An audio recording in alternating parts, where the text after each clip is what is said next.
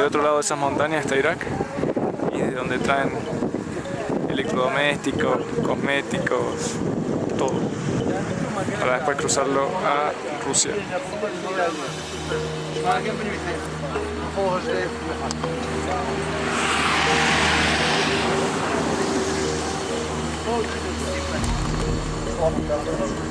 Increíble.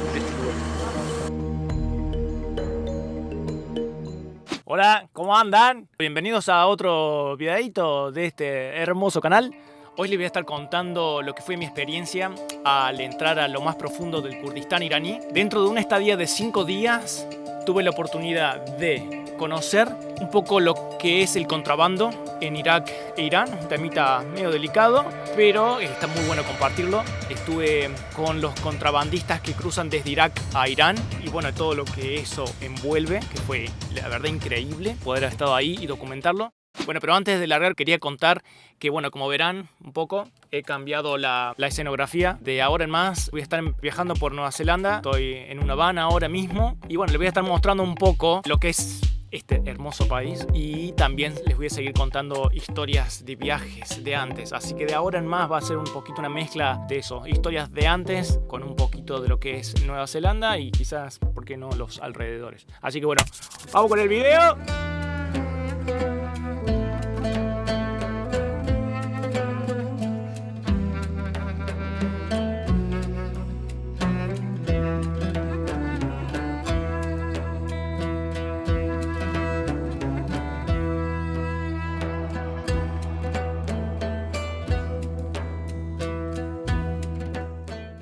Bueno, esto empieza en mediados del 2018. Yo recién cruzaba desde la frontera de Turquía. Había tratado de entrar a Irak. Me rebotaron en la frontera, todo a dedo. Está en el video anterior, así que bueno, se los dejo por ahí para que si quieren chusmearlo. Cruzo a Irán y unos días antes de cruzar me llegó un mensaje a través de Couchsurfing, esta aplicación donde viajeros se pueden conectar con los locales e interactuar, de un tal Omid del Kurdistán iraní, que estaba organizando o era parte de la organización de un evento de la agencia de turismo del Kurdistán, donde invitaban a extranjeros que estén viajando por la zona para que participen en esta comitiva y se los agasaje y se les muestre un poquito de lo que es la cultura kurda y dar a conocer al mundo que Kurdistán es un lugar seguro y en donde no hay peligros para el turismo extranjero.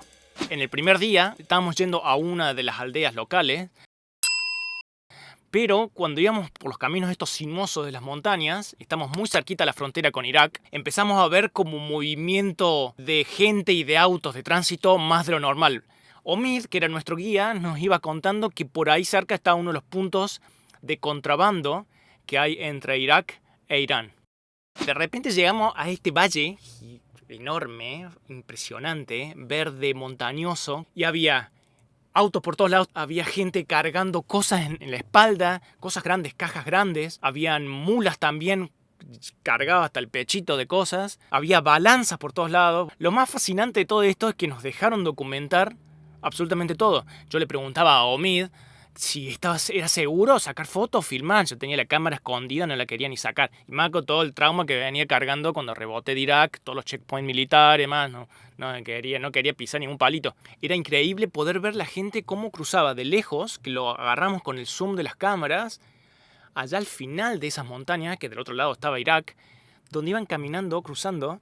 Son aproximadamente, se tarda más o menos un día en cruzar, en total, entre paradas que hacen ellos. Muchos llegan al otro lado, al valle, desde donde estábamos nosotros, a la parte más baja, y hay algunos que cargan las cosas en las mulas y hacen la última parte, la última subida con las mulas, o directamente suben ellos mismos cargando todo. Obviamente el precio es mejor si uno hace todo eso, entonces se ahorra el alquiler. Hay todo un negocio ahí envuelto, la gente que te alquila las balanzas para pesar el producto que se cruza, el que te alquila las mulas, el que te alquila la camioneta para ir a cargar todo. Es todo un coso ahí, toda una industria ahí armada en ese rinconcito entre las montañas. Lo más loco de todo esto es que a un par de kilómetros antes habíamos cruzado una base militar iraní. Y uno se preguntará, pero ¿qué onda? ¿Dejan que pase todo esto? Y ahí es donde entra todo esto como una zona gris. Nos contaba Omid que el gobierno no hace nada porque la situación económica de Irán o por lo menos en ese momento, y creo que ahora también, es bastante difícil. Entonces es el único sustento económico que tiene mucha gente local, especialmente de las comunidades kurdas, de hacerse unos mangos. Es cruzar cosas de manera ilegal de Irak a Irán. Y nos contaban que muchas veces el gobierno iraní cada tanto hace inspecciones como aleatorias y arrestan un par de gente, hacen un poco de show y se acaba ahí. Pero esto lo hacen cada tanto, ni siquiera tan seguido. Es como un poco para mostrar que tienen el control y el poder. Y me nos contaba Omid que cada tanto hay francotiradores iraníes escondidos en la montaña, matan a algún contrabandista, como también para esto, para mostrar un poco quién tiene, ¿no?, la sartén por el mango. También nos decían que todo esto arranca desde Irán y todo por una ruta terrestre llega hasta Rusia. Es un viaje larguísimo, pero parece que vale la pena. Por lo general, esta gente que cruza carga aproximadamente unos 45 o 50 kilos arriba, es más o menos lo máximo y es lo que se puede bancar. Y hay de todo. O sea, hay gente que vi cargando hasta, no sé, lavarropa, heladera o cajas gigantes que quién sabe qué tienen ahí adentro. Era increíble estar ahí entre ellos, filmando. Y yo la verdad que al principio con timidez sacaba una fotito, después terminé haciendo este video que les muestro ahora.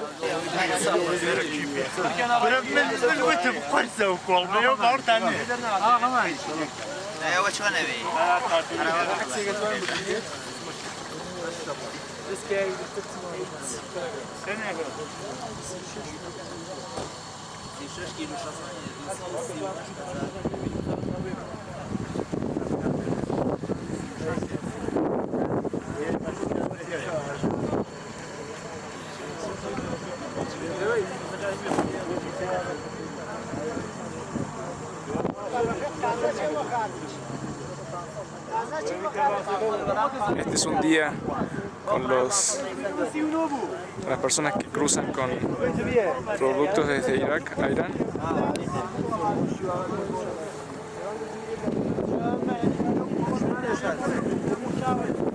Del otro lado de esas montañas está Irak, y de donde traen electrodomésticos, cosméticos, todo, para después cruzarlo a Rusia.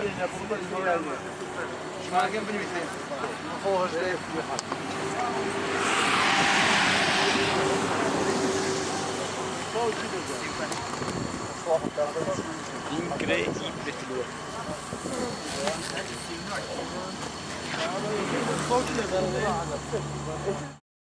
Después me puse a charlar con uno de ellos que se nos terminó juntando, a Omid, a mí y a otra gente, con el que empezamos a compartir un poquito unos tragos de un licor que había, un destilado que traían de Grecia. O sea, imagínense la locura esta.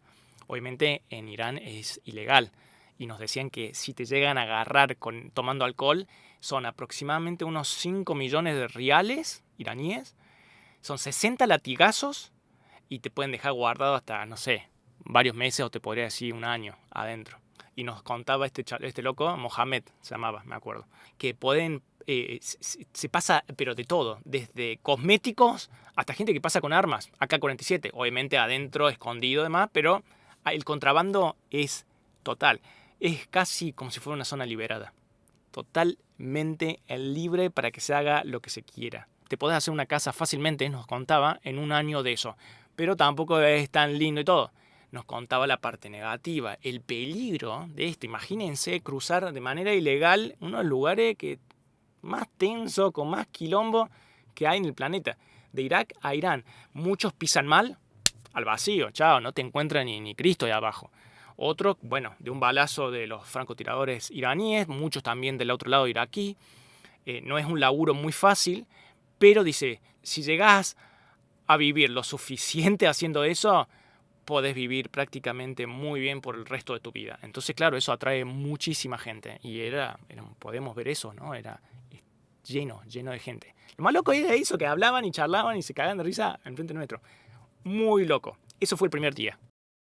Al segundo día, cuando se dio todo este evento público, donde estaba hasta el gobernador del Kurdistán, había periodistas y todo, y nosotros, los extranjeros, los mochileros que andaban en ese momento por la zona, y que Omid, al ver nuestros mensajes públicos en esta aplicación que les conté, Couchsurfing, nos contactó de manera privada individualmente y nos invitó a esto.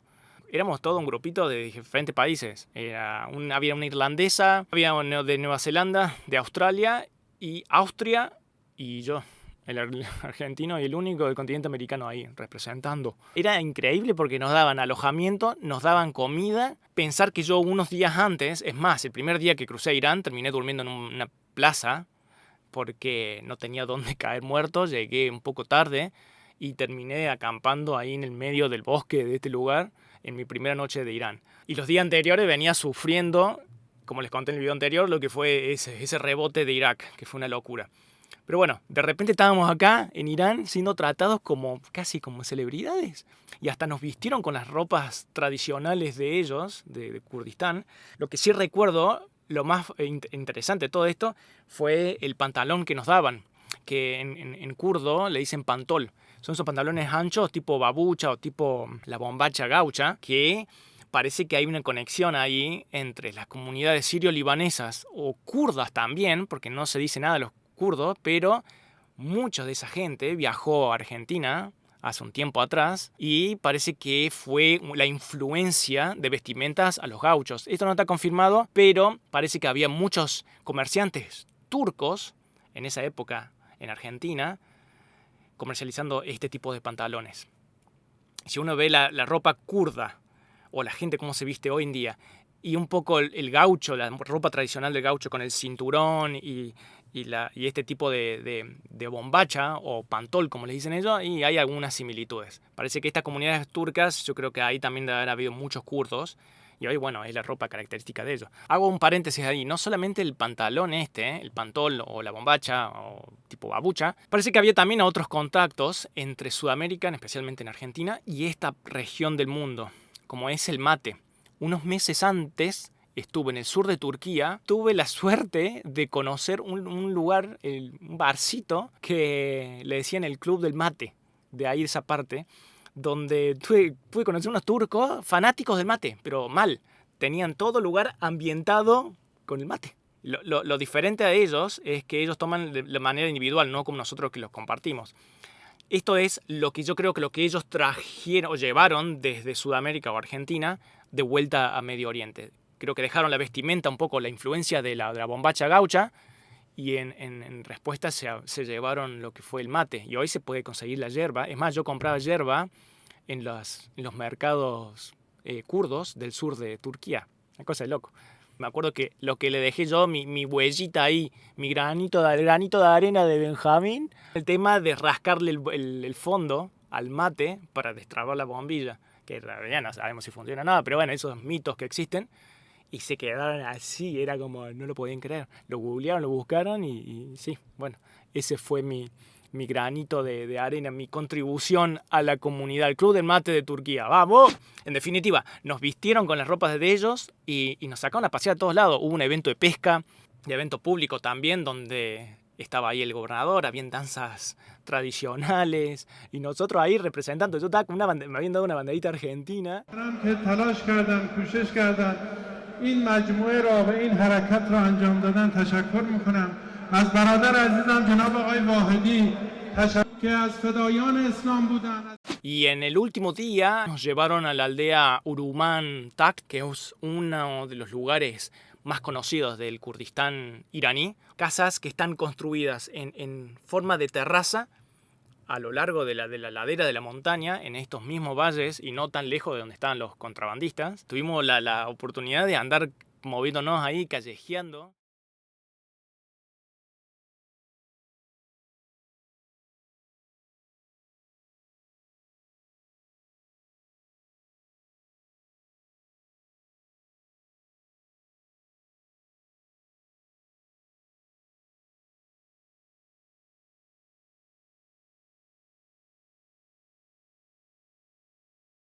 Lo más interesante fue cuando nos sentamos con los ancianos, los sabios de la aldea. Muchos de ellos usaban este chaleco de piel de oveja, muy particular de esa parte del mundo y que tiene un sentido bastante interesante.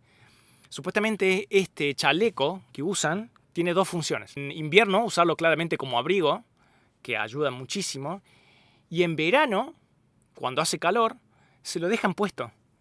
Lo que hacen, esos tubos que tienen en las hombreras, tipo chimeneas, huecas, hacen como de ventilación, como de tiraje.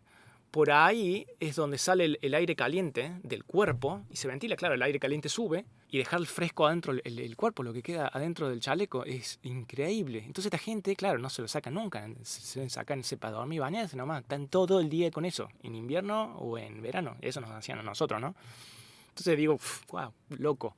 Creo que eso fue lo más interesante a simple vista. No tuvimos tiempo de interactuar muchísimo y de que nos cuenten mucho, porque era, claro, imagínense que todo esto era una excursión que tenía sus tiempos. Estuvo bueno, pero a mí me hubiera gustado la forma que yo viajo, quedarme ahí, quedarme con los viejos, charlando, que me cuenten, explorar sus rinconcitos.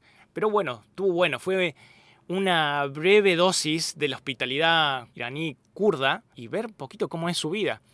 Lo loco de todo esto es que no se me dio en Irak, porque bueno, me rebotaron, pero se me terminó dando en Irán, pero casi de manera automática. El mensaje este de Omid, que me llegó por internet, me llegó en ese momento que yo estaba yendo hacia Irak. En el último día me despedí de todo el mundo, de este grupito de los extranjeros con los que pasé un buen rato, que estuvo bueno también, una dosis con extranjeros. Al viajar a dedo muchas veces yo pasaba meses sin conocer o sin interactuar con extranjeros. Eran solamente locales, que está buenísimo. Pero es muy importante cada tanto encontrar ese balance y cada tanto hablar. Es más, yo necesitaba en un momento hablar con gente de otros países. Un poco de hacer catarsis con otros viajeros, ¿no? De las cosas lindas y las cosas no tan lindas y desafiantes que a veces son difíciles y a veces uno necesita ventilar, necesita compartir.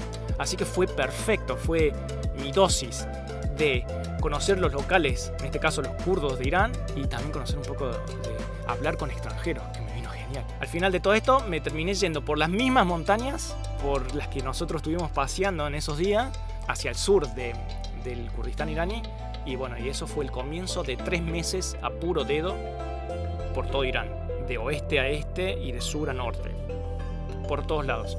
Quizás en algún momento voy a hacer un videito de lo que fue esa experiencia de 3 meses que fueron fascinantes por uno de los países que tienen peor reputación en el mundo, pero en los que yo me sentí personalmente muy seguro. Bueno, esto fue todo, un videito corto y espero que les haya gustado. Quédense para más videitos de Benjamín. Chao.